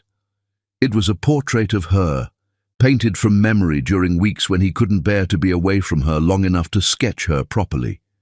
In the painting, she was laughing, her head thrown back with pure joy, and seeing it now made Raphael's chest ache with the weight of what he had lost. He had gained closure with Isabella and lost everything that actually mattered. He had answered his questions about the past and destroyed his future in the process. He had chosen certainty over trust, doubt over faith, and in doing so had proved that Amara was right to leave him. But as Raphael picked up his paintbrush for the first time in weeks, as he began to add new layers to the portrait of the woman he loved, he made himself a promise. He would find a way to win her back. He would prove to her that his love was stronger than his doubts, that his commitment to their future was more powerful than his confusion about his past. He would show her that some mistakes, even devastating ones, could be forgiven if the love behind them was real enough, strong enough, and willing to fight for a second chance. The question was whether Amara would ever be willing to give him that chance, or whether some betrayals were too deep to heal, even with all the love in the world. Chapter 8. Love Lost. 7 weeks after Amara Wells vanished from his life, Raphael Stone finally understood that some kinds of pain were designed to reshape the soul, and some loves were worth crossing any distance to reclaim. The small town of Millbrook, Vermont, looked like something from a postcard, with maple trees blazing orange and red against the October sky, its main street lined with boutiques selling hand-knitted scarves and locally made honey, and residents who still waved to strangers and held doors open for each other. It was exactly the kind of place that Raphael Stone, with his Manhattan sensibilities and corporate ruthlessness, should have found quaint to the point of suffocation.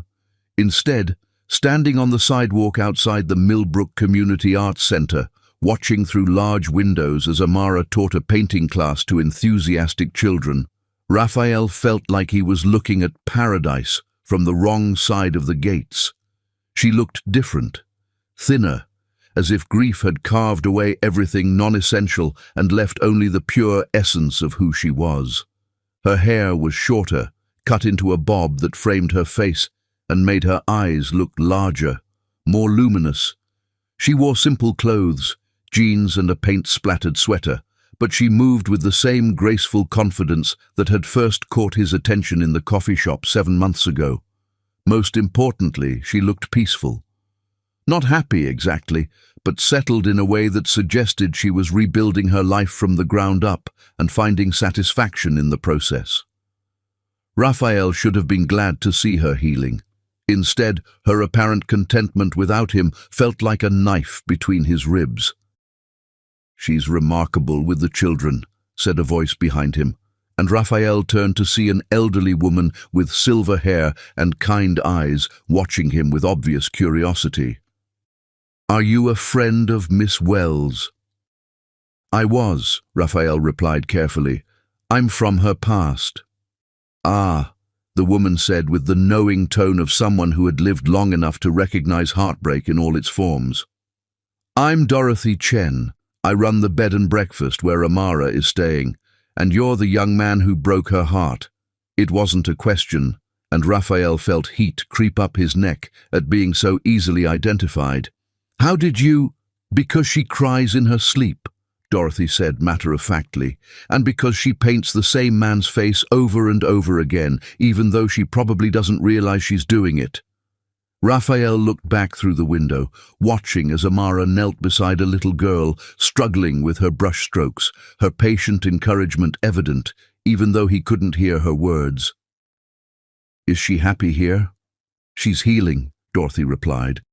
There's a difference. Happy will come later when she's ready for it.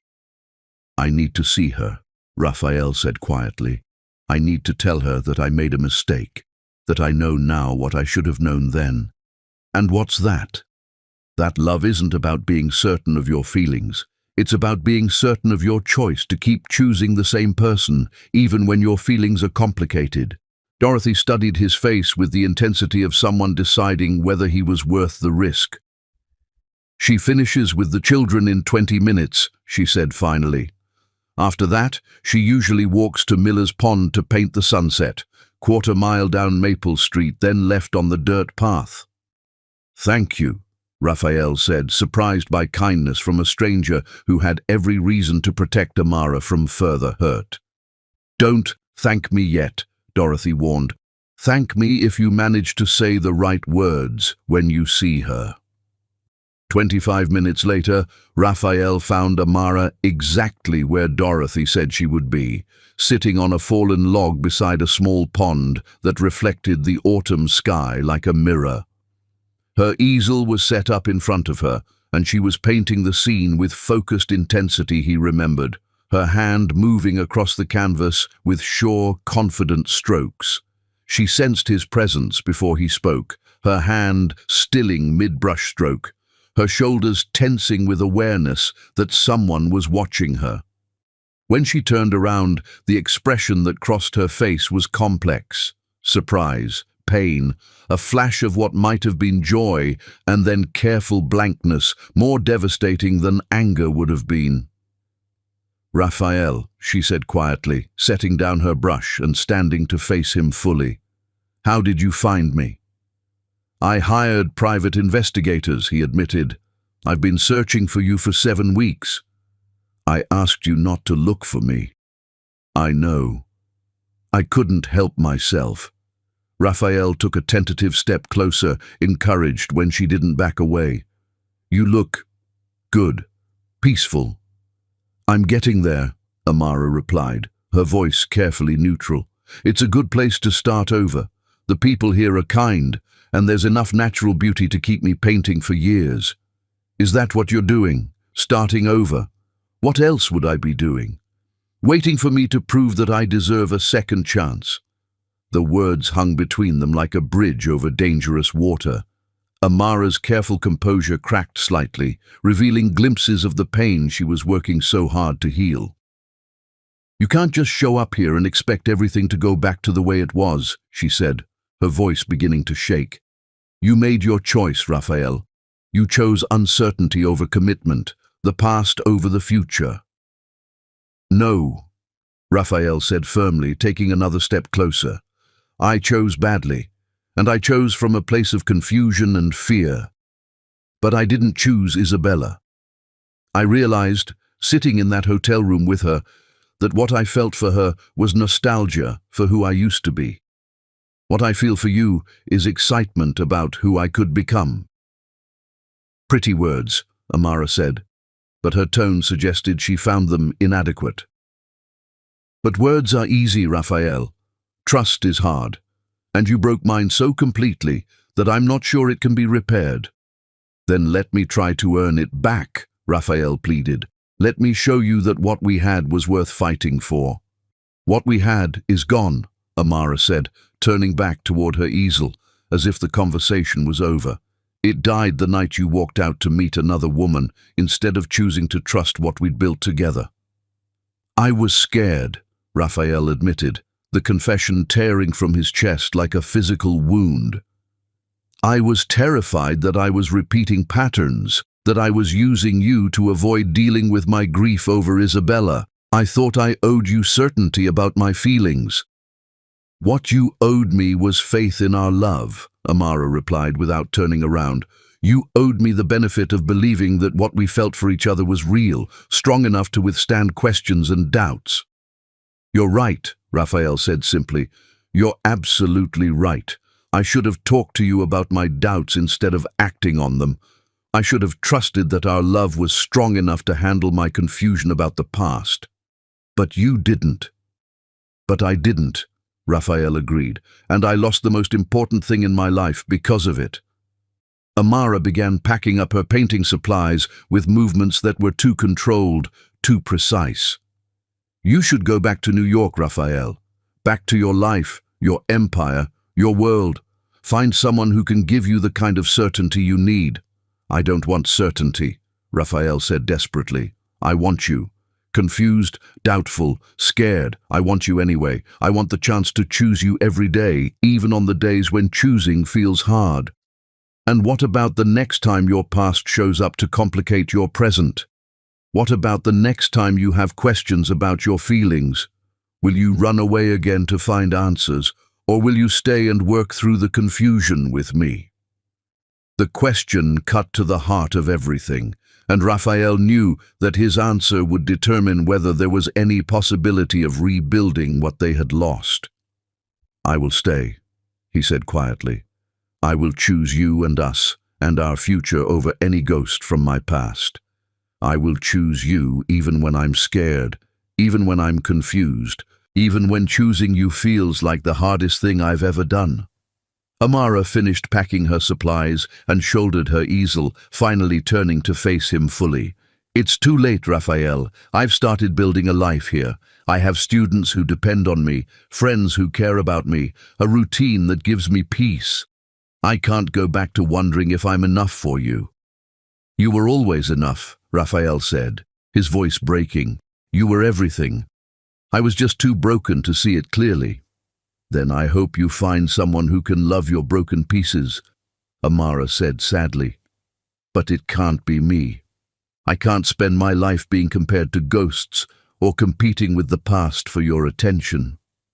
She began walking back toward town, and Raphael felt panic rise in his chest at the realization that she was walking away from him again, possibly forever this time.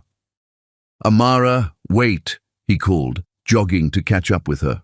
Just let me ask you one question. She stopped but didn't turn around. What? Do you still love me? The question hung in the autumn air like a prayer, and Raphael held his breath while he waited for an answer that would either save his life or end it completely. Yes, Amara whispered, so quietly he almost didn't hear her. God help me. Yes. I still love you. Then fight for us, Raphael pleaded. Don't let my mistake be the end of our story. Let it be the thing that taught us both how much we're willing to sacrifice to be together. Love isn't enough, Amara said, finally turning to face him with tears streaming down her cheeks. Love without trust is just beautiful pain. And I can't live with beautiful pain anymore, Raphael. I need beautiful joy, beautiful peace, beautiful certainty that I'm chosen completely. Then let me give you those things, Raphael said, stepping closer until they were inches apart. Let me spend the rest of my life proving that you are my first choice, my only choice, my forever choice. How? Amara asked, her voice breaking. How do I trust you again? Because I'm not leaving, Raphael said firmly. I'm not going back to New York without you. I'm staying here, in this town, for as long as it takes to prove that my love for you is stronger than any fear, any doubt, any ghost from my past. Raphael, I've already put my company up for sale, he continued. I've liquidated my assets, simplified my life down to what actually matters. I'm not the same man who walked away from you 7 weeks ago. I'm the man who learned that love isn't about having all the answers, it's about being willing to find them together. Amara stared at him, her eyes wide with shock. You sold your company. I'm in the process of selling it, yes. I kept enough to be comfortable, but I don't need an empire anymore. I just need you. But your life's work, my life's work is loving you, Raphael interrupted. Everything else is just how I pay the bills. They stood there in the fading light of the Vermont sunset. Two people who had built something beautiful together, destroyed it through fear and misunderstanding, and now faced the question of whether love could truly conquer the damage they had inflicted on each other. I need time, Amara said finally. I need to know that this isn't just guilt or desperation talking. I need to see that you can be happy with a simpler life, that you can find fulfillment in choosing love over achievement." "How much time?" Raphael asked. "I don't know," Amara admitted. "Maybe a lot, maybe forever. I can't promise you anything except that I'm willing to let you try to earn back what we lost." "That's all I need," Raphael said, relief flooding through him like warm water. The chance to try. As they walked back toward town together, not touching, not talking, but sharing the same path, Raphael understood that he had been given the rarest of gifts, a second chance to get love right. Whether he succeeded or failed would depend not on the strength of his feelings, but on his willingness to choose Amara every day in ways both large and small, until choosing her became as natural as breathing. Chapter 9. The Hunt for Forgiveness. 4 months into Raphael Stone's exile in Millbrook, Vermont, he discovered that earning forgiveness was like learning to paint. Every brushstroke mattered, every mistake was visible, and sometimes you had to destroy your masterpiece to create something true. The cottage Raphael rented on Elm Street was nothing like the penthouse he had called home for 8 years. The ceiling leaked when it rained, the heating system made mysterious clanking sounds, and the bathroom was so small he had to duck to avoid hitting his head. By every measure of success he had once valued, it was a dramatic step backward, a billion-dollar lifestyle exchanged for a modest rental. But as Raphael sat at the kitchen table on a snowy December morning, watching through frost-covered windows as Amara walked past on her way to the art center, he had never felt richer.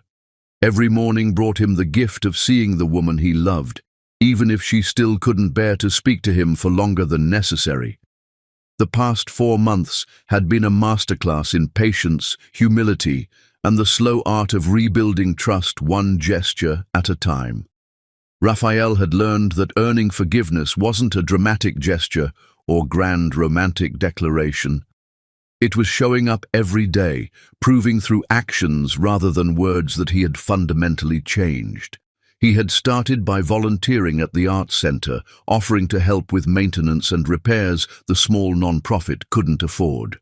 The first time he appeared with a toolbox, Amara had fled to the supply closet and refused to come out until he left. But gradually, she had begun to tolerate his presence, then to appreciate the improvements he was making. Raphael had also begun taking art classes from Eleanor Hartwell, a retired professor who had moved to Millbrook for its artistic community. Under Eleanor's patient guidance, Raphael had rediscovered the joy of creating something with his hands, of expressing emotions through color and texture rather than quarterly reports. His paintings were terrible at first, clumsy attempts at capturing Vermont's beauty, but gradually his work began showing flashes of genuine talent. More importantly, painting had become his meditation, the way he processed emotions and worked through rebuilding his relationship with himself. The hardest part was seeing Amara every day, watching her laugh with students and chat with shopkeepers, knowing he had forfeited his place in her life through his own choices. She was polite when they encountered each other, cordial but distant, a protective barrier built around her heart. "Good morning, Raphael," she would say when they passed on the street, her voice pleasant but neutral. "Good morning, Amara," he would reply, treasuring even these brief moments.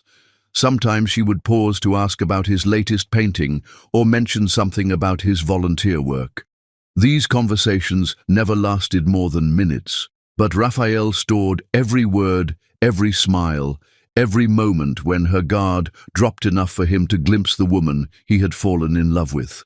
The real test came on a bitter February morning when Raphael arrived at the Arts Center to find Amara standing outside in the snow, staring at the building with pure devastation.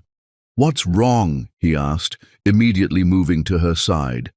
"Water pipe burst in the main studio," she said, her voice thick with unshed tears. "Everything is ruined. The paintings the kids have been working on all winter, the supplies, it's all destroyed." Raphael looked through the window and saw the extent of damage. Inches of water covered the floor, paintings floated like lily pads, and everything that made the space magical for children was soaked beyond repair. "Insurance?" he asked. "Minimal coverage," Amara replied. "This is a small non-profit. We don't have money for comprehensive policies. This might be the end of the program." Without thinking, Raphael pulled out his phone and began making calls. First to a water damage restoration company, then to an art supply store, then to a contractor. "What are you doing?" Amara asked, watching him coordinate with efficiency that had once made him a formidable businessman. "Fixing this," Raphael replied simply. "The restoration team will be here in 2 hours. New supplies will arrive tomorrow. The contractor will work through the weekend." "Raphael, we can't afford—" "You're not paying for it," Raphael interrupted. "I am." "That's too much," Amara protested. "It's not charity," Raphael said, meeting her eyes directly for the first time in months. "It's an investment in something that matters to you, which makes it matter to me." For a moment, Amara's composure cracked, and Raphael saw tears gathering. "Why?" she asked quietly. "Because these kids need this place. Because art saved my life when I was drowning in grief.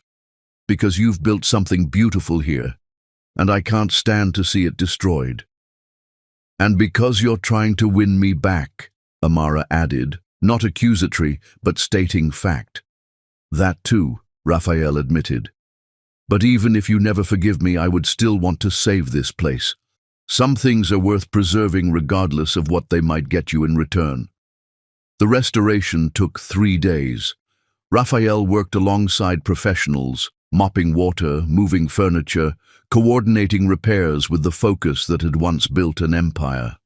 He didn't ask for thanks or use the crisis to force conversations. He simply worked until the art center was not just restored, but improved. The breakthrough came 2 weeks later, during the reopening celebration. The entire town had turned out, and Raphael found himself standing awkwardly by the refreshment table, uncertain of his place in the community he was trying to join. "Mr. Stone?" a small voice said behind him. He turned to see Emma, one of Amara's youngest students, looking up at him with serious 7-year-old eyes. "Hi, Emma," Raphael said, kneeling to her level. "Miss Amara says you fixed everything when it got broken," Emma said. "I made something for you." She produced a drawing, a man and woman standing together in front of an easel, both holding paintbrushes.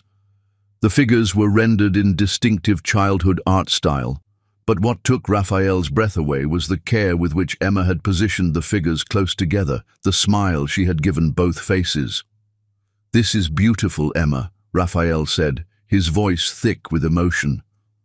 "Are you going to paint together again?" Emma asked matter-of-factly. Raphael looked across the room to where Amara stood. As if sensing his gaze, she turned toward him, and for a moment their eyes met. She saw him holding Emma's drawing, saw the tears in his eyes, and her expression softened in a way it hadn't in months. "I hope so," Raphael told Emma honestly. Later that evening, as volunteers cleaned up, Raphael found himself alone with Amara for the first time since their encounter by Miller's Pond. "Emma's drawing," Amara said quietly. "She's very talented," Raphael replied. "You're a good teacher. She asked me about you, about why you live here, but we don't talk much." "What did you tell her?" "That sometimes people who care about each other need time to figure out how to care about each other better." Raphael looked down at the drawing. "Is that what we're doing?" "I don't know," Amara admitted. "I see you here every day, working, becoming part of this community. I see you learning to paint again, helping people without expecting anything in return. And sometimes I think maybe people can change, maybe mistakes can be lessons instead of just endings." "I have changed," Raphael said quietly. "Not just my circumstances, but who I am at my core. I've learned that love is about showing up, choosing someone every day, believing in their worth even when they doubt it themselves." "And you're showing up," Amara observed. "I'm showing up," Raphael confirmed, For you, for this community, for the man I want to be, and I'll keep showing up for as long as it takes."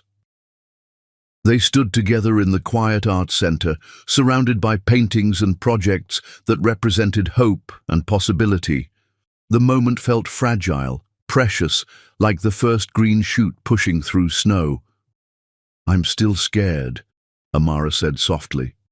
"Scared of trusting you again. Scared of believing this version of you is permanent." "I'm scared too," Raphael admitted, "but I'm more scared of giving up on us without fighting for what we could be together." "So what do we do with all that fear?" "We acknowledge it," Raphael said. "We respect it, and then we decide whether we're brave enough to love each other anyway." Amara looked at him for a long moment. "I need more time," she said finally.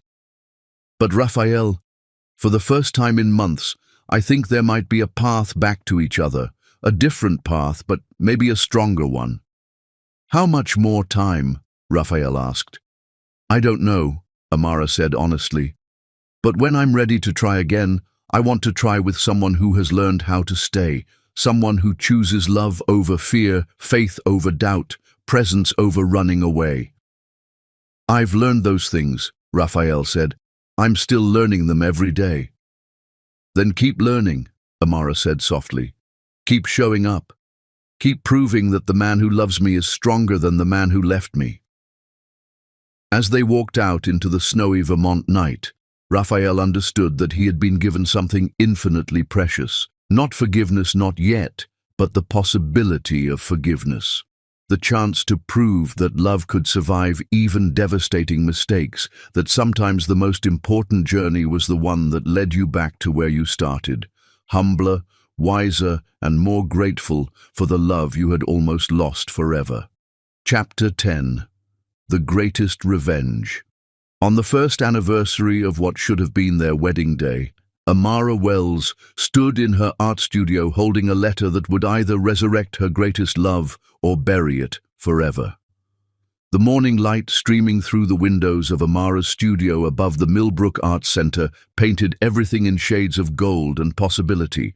Exactly 1 year had passed since she was supposed to walk down the aisle in Central Park, wearing the dress that now hung in a closet 300 miles away, but the woman who stood before her easel bore little resemblance to the heartbroken bride who had fled New York with nothing but a suitcase and shattered dreams.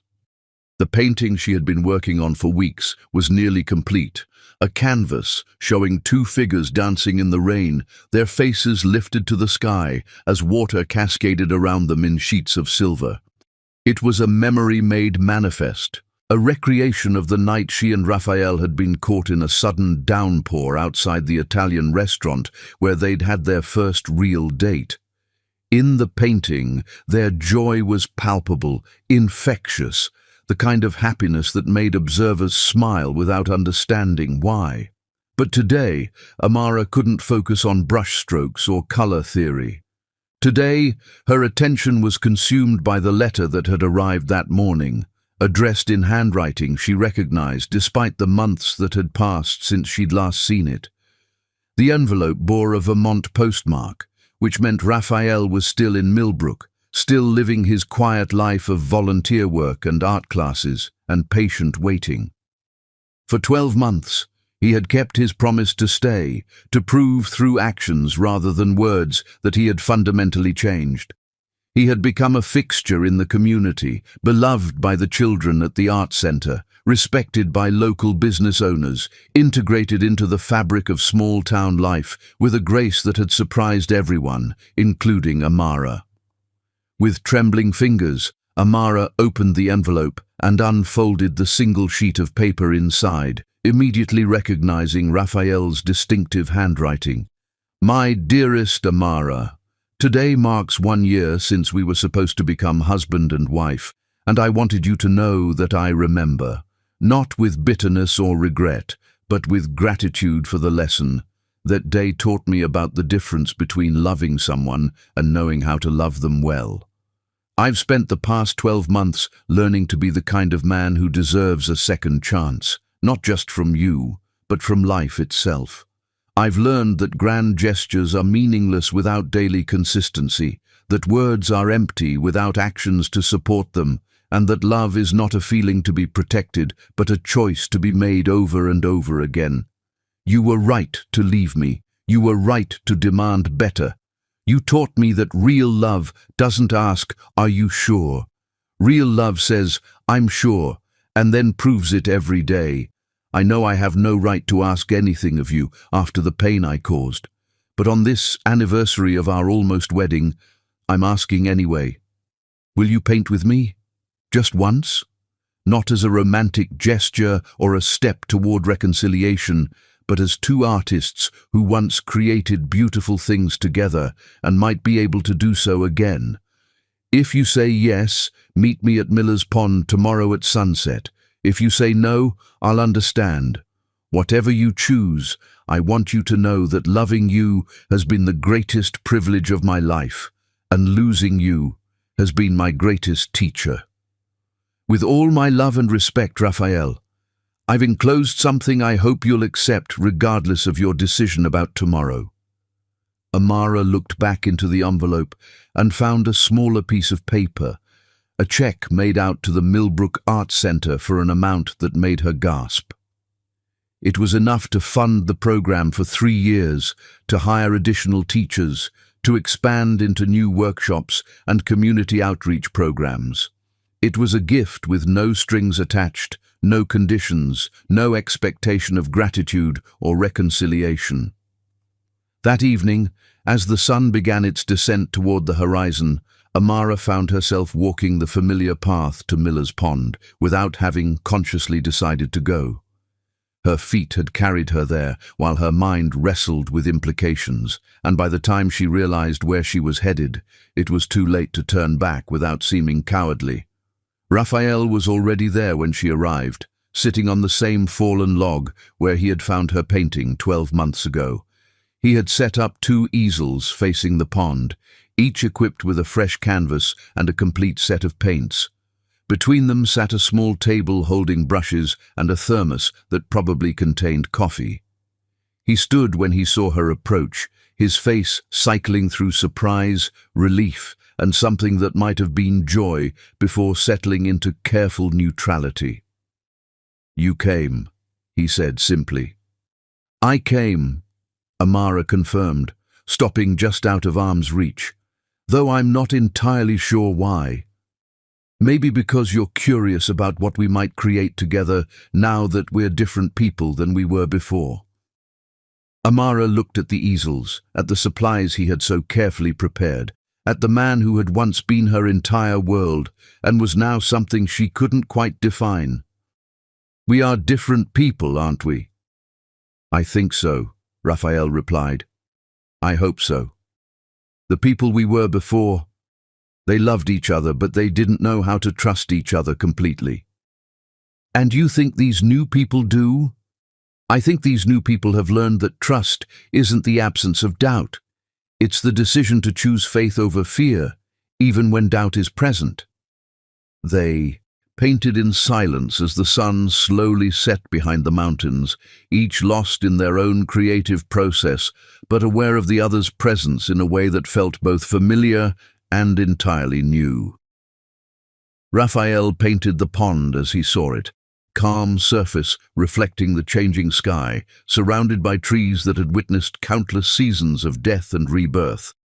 But gradually, almost without his conscious direction, a figure began to emerge from the landscape, a woman standing at the water's edge with her face turned toward the light.